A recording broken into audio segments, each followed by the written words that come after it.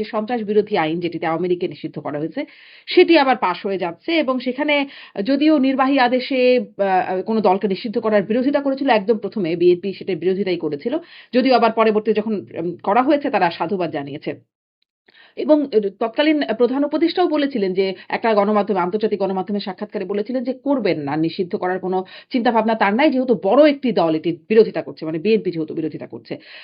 কিন্তু তারপরে নির্বাহী আদেশে নিষিদ্ধ হলো এবং সেই যে অধ্যাদেশ সেটি এখন আইনেও পরিণত হতে যাচ্ছে, বরঞ্চ যোগ হচ্ছে শাস্তি, যে যদি কেউ সভা সমাবেশ বা আওয়ামী লীগের সেই কার্যক্রম করে তাহলে যেটি ছিল না সেটি আরো শাস্তি আরো যোগ হচ্ছে।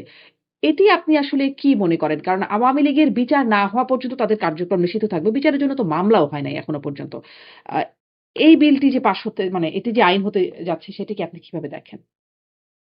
দেখুন, এটাকে আমি খুব অরিড না আমি এটার কারণে। কারণ আপনি জানেন যে অর্ডিন্যান্স থাকাকালীন সময়েও কিন্তু কার্যক্রম নিষিদ্ধ ছিল। আর এখন তারা অর্ডিন্যান্সটা পাস করেছেন পার্লামেন্টে, একটা পার্লামেন্ট হয়েছে, এই তো। কিন্তু যেটাই হোক, আপনি জানেন যে আমাদের সংবিধানে সংগঠন করা, মত প্রকাশের স্বাধীনতা, এগুলো হলো মৌলিক অধিকার। এগুলাকে আপনি কোনো আইন করেন না নাই করেন, সেগুলো দিয়ে এখানে আপনার ধরে রাখতে পারবেন না। যখনই কেউ আদালতে যাবে তখনই এটা বাতিল হয়ে যাবে। কেউ কি এখন যাবে এখানে অনেকগুলো, হ্যাঁ আদালতে? নিশ্চয়ই যাবে, কেন যাবে না? আপনার এটা কোনোভাবে মনে করার কারণ নাই যে এই আইন আদালতে চ্যালেঞ্জ হবে না। আপনি একটু ওয়েট করেন, নিশ্চয়ই হবে, না হওয়ার তো কোনো কারণ নাই। কারণ হলো যে এটা হতো যদি এইরকম হতো যে এই আওয়ামী লীগ দলটা যদি এমন হতো যে আওয়ামী লীগ দলের সাপোর্টার হলো আপনার ধরেন 1%, তাহলে একটা কথা ছিল যে জনগণ তো তাদের পাশে নাই। আপনি জানেন যে 30-40% লোক আওয়ামী লীগের সমর্থক, এবং যখনই সরকারে যারা থাকবে, ধরেন অন্তর্বর্তীকালীন সময়ের সময় আওয়ামী লীগের সাপোর্ট আরো বেড়ে গিয়েছিল। এখন এই রাজনৈতিক দল বিএনপি এসছে, বিএনপির সাপোর্ট আছে। এখন বিএনপি যখন সুশাসন দিতে পারবে না, যখন বিচার বিভাগকে স্বাধীন করবে না, এবং যখন দেশের মানুষের সমস্যার সমাধান করতে পারবে না, তখন ওই সাপোর্টটা কোথায় যাবে? ওই সাপোর্টটা তখন আওয়ামী লীগের পক্ষেই যাবে। তখন তো তাদের সাপোর্ট আরো বেড়ে যাবে। তাহলে আপনার এটা মনে করার কোনো কারণ নাই। এটা একটা মানে বিশেষ পরিস্থিতি, এবং সেই বিশেষ পরিস্থিতির কারণে হয়তো এখন যাচ্ছে না। কিন্তু এই যে আইন হোক আর যাই হোক, কারণ হলো যে আইনটা যে এখন একটা বাস্তবতা হলো, আজকে যদি বিএনপি এই অর্ডিন্যান্সটা পাস না করে, তাহলে আপনি ধরে নেন আজকে বিএনপির তো একটা বড় স্ট্রং অপোজিশন আছে, যারা নাকি ক্ষমতায় আসার জন্য মোটামুটি তারা নিশ্চিত ছিলেন, এবং এই জন্য তারা কিন্তু মন্ত্রী পরিষদও গঠন করেছিলেন, আমরা সোশ্যাল মিডিয়ায় দেখেছি। অর্থাৎ সেটা কিন্তু তাদের একটা ভঙ্গ হয়েছে, স্বপ্ন ভঙ্গ।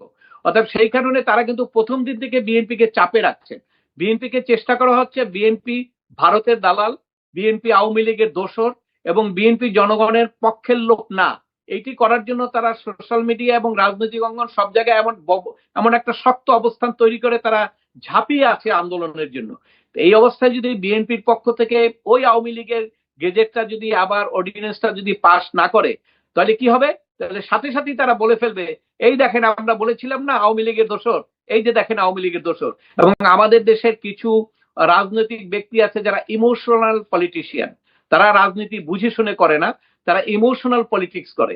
এবং ইমোশনাল পলিটিক্স করার কারণেই দেখবেন হঠাৎ করে কোনো বিষয় না বুঝে শুনে হাজার হাজার মানুষ রাস্তায় নেমে যায়, তাই না? তো সেই কারণে ইমোশনাল পলিটিক্সের যে এফেক্ট, সেটাও কিন্তু কম না। আপনি দেখেন যখন এই আওয়ামী লীগকে নিষিদ্ধ করবে না বলেছিল, কারণ ইন্টারন্যাশনালি তো আসলে এটা হয় না, এটা তাকে সভ্য সমাজে এটা বলতেই হয়। কিন্তু যখন এই এনসিপি জামাত যখন সভা ডাকলো শাহবাগে এই দাবিতে, তখন বিএনপি কিন্তু সেখানে যায় নাই, এবং বিএনপি যায় না। কিন্তু পাশ হওয়ার পরে যদি বিএনপি বলে যে এটা আমরা একমত না, তাহলে তো বিএনপিকে আবার ওই দোসর করে তারপরে এই যে নির্বাচন যেটা হয়েছে সেখানে ওই ইমোশনাল তাহলে বাকি বিলগুলোর মতো, অর্জন করবে। জি, বাকি অনেক বিলের মতো এই বিলটাকেও ঝুলিয়ে রাখা যেত, কিন্তু এই বিলটা তো পাশ হয়েই যাচ্ছে। বরঞ্চ যেটি আমার গত অনুষ্ঠানে মাসুদ কামাল বলছিলেন, সাংবাদিক মাসুদ কামাল, যে আগেও এই সন্ত্রাস দমন বা সন্ত্রাস বিরোধী আইন একটা কালো আইন হিসেবে পরিচিত ছিল, আওয়ামী লীগের সময় এই কালো আইনটি করা হয়েছে, অনেক সমালোচনা, এখন সেটাকে কুচকুচে কালো বা অমোচনীয় কালো করে ফেলা হচ্ছে, মানে শাস্তির বিধান আরো যোগ করে। মানে বিএনপি তো ইমোশনাল বলছিলেন আপনি, যেরকম তাকে করতে হয় অনেক ক্ষেত্রে, এটাকে ঝুলিয়েও রাখতে পারতো, যেমন অন্যান্য বিলগুলোকে ঝুলিয়ে রেখেছে।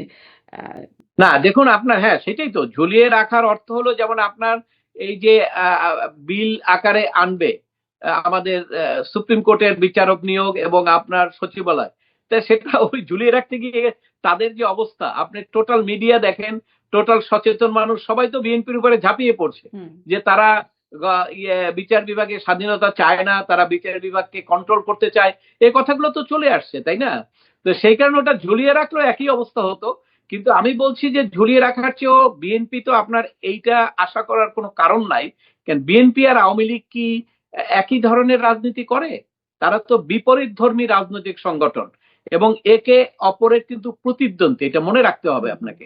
আজকে যদি এই আওয়ামী লীগ সহ সবাই নির্বাচনে প্রতিদ্বন্দ্বিতা করে, তাহলে সেখানে জামাতের সিট কোথায় যাবে এটা আমি জানি না, তবে বিএনপি বা আওয়ামী লীগই কেউ 1 নম্বর হবে, কেউ 2 নম্বর হবে। এটি কেউ সরকারে যাবে, কেউ এইটা হলো বর্তমানের প্রেক্ষাপট এবং এইটা আগামী অনেক দিন চলবে। যতদিন পর্যন্ত আপনার বাংলাদেশে এই ধরনের পলিটিক্স থাকবে ততদিন এটা চলবে। তো সেই ক্ষেত্রে এখন আপনার বিএনপি যেহেতু একটা ভালো পজিশনে আছে, রাজনীতি করছে, গুছিয়ে নেবে তারা, সে অবস্থায় কেন তারা চাইবে তাদের একটা প্রতিদ্বন্দ্বী দলকে তারা একদম তাকে সুযোগ দিয়ে তাকে আপনার জায়গা করে দিবে? এটা তো করার কথা না এবং সেই জন্যই হয়তো তারা করে নাই। কিন্তু আপনারা অনেকে হয়তো মনে করছেন যে বিএনপি এটা করবে, কিন্তু আমি কিন্তু আগেই মনে করেছি যে এটা করবে না।